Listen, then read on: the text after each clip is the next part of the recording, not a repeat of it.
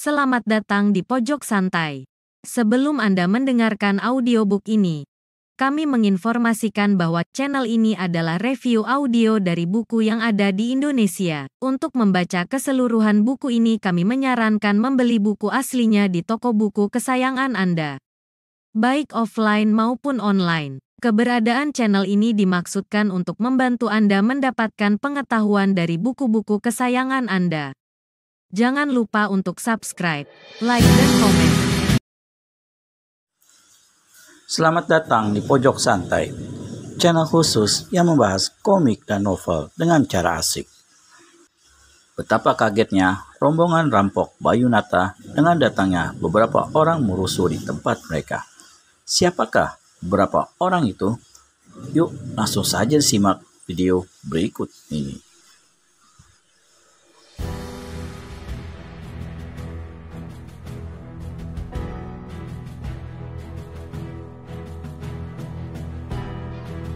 Orang ajar, siapa gerangan iblis betina itu, ha? Gertak Singgil murka. Dia berpaling pada Sawet Tunjung dan berkata, "Lekas, beritahu Bayunata, aku akan menghajar iblis betina itu." Sawet Tunjung berlalu, sedang Singgil murka bersama anak buahnya yang memberikan laporan segera menuju ke tempat di mana Mawar Merah berada. "Itu dia manusianya," kata anggota rampok sambil menunjuk ke bawah pohon. Singgil murka beliakan matanya lebar-lebar. Manusia yang disebutnya iblis betina itu nyatanya memiliki kecantikan yang luar biasa. Dengan cengar-cengir, Singgil murka melangkah maju.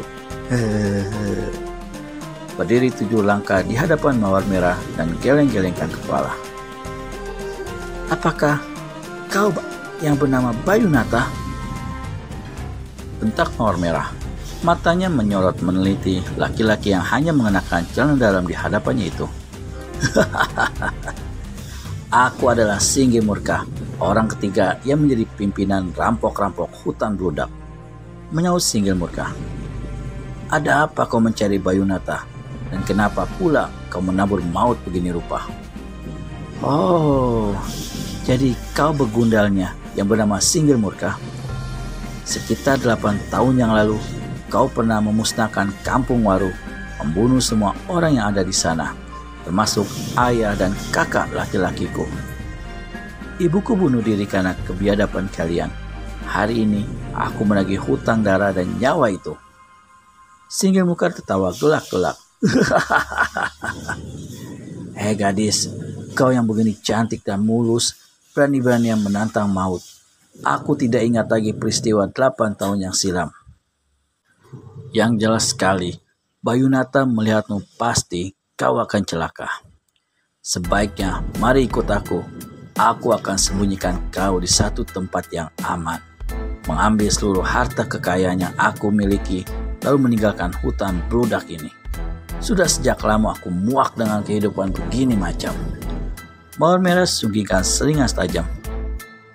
"Maksudmu memang cukup bagus, tapi tempat yang paling bagus bagimu bukan di dunia ini, melainkan neraka." Habis berkata begitu, Mawar Merah mencabut pedang yang tersisip di pinggangnya. Sring! Sekejap kemudian, bertaburlah selarik sinar merah. Singgil murka kaget bukan main. Cepat-cepat ia menyurut serai cabut goloknya. Maka terjadilah pertempuran yang hebat. Mula-mula, Singgil murka bertempur hanya setengah hati. Tetapi sewaktu dalam satu jurus pertama itu, dia merasakan kehebatan ilmu pedang lawan. Manusia ini tak mau main-main lagi. Dia merangsak ke depan, berusaha memukul lepas pedang si gadis.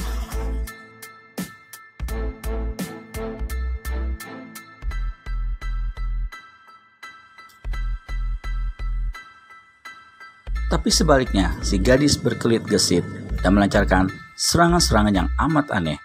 Hingga dalam jurus kedua, Singgil murka terdesak hebat. Sedang dalam jurus ketiga, terdengar seruan laki-laki ini sewaktu golok di tangan kanannya dihantam pedang lawan hingga mental. Deng! "Ah, celaka!" keluh Singgil murka. Nyatanya benar, si cantik ini inginkan nyawanya. Tanpa pikir panjang, Singgil murka putar tubuh dan ambil langkah 1000. Namun dia cuma sanggup menyingkirkan diri beberapa langkah saja. Karena laksana terbang, Mawar merah melesat dan memburu dari samping. Hiat! Pedang merahnya berkelabat dan tras! Menggelindinglah kepala Single Murka. 1 dari 3 musuh besarnya berhasil dimusnahkan. Mana yang 2 lainnya? Mawar merah memandang berkeliling. Setitik air mata mengambang di sudut-sudut matanya yang bening. Ia tak melihat anggota rampok yang tadi datang bersama Single Murka mungkin sudah kabur. Tiba-tiba, pada salah satu jalur jembatan tali, dilihatnya 2 orang laki-laki berbadan tegap, berewokan, dan hanya mengenakan celana dalam berlari cepat ke jurusannya.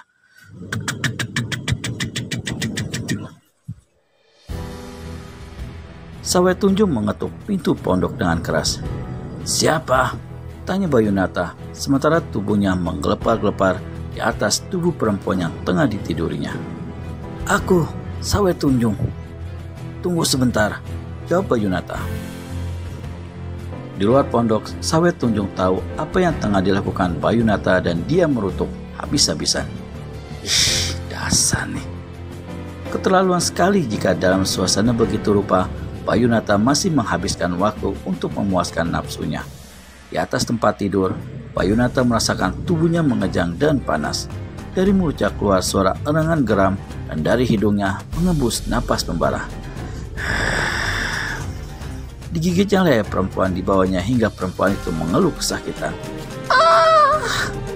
Tubuhnya mandi keringat kemudian terbadai di pembaringan. "Bayunata, lekaslah!" Terdengar suara Sawet Tunjung di luar pondok.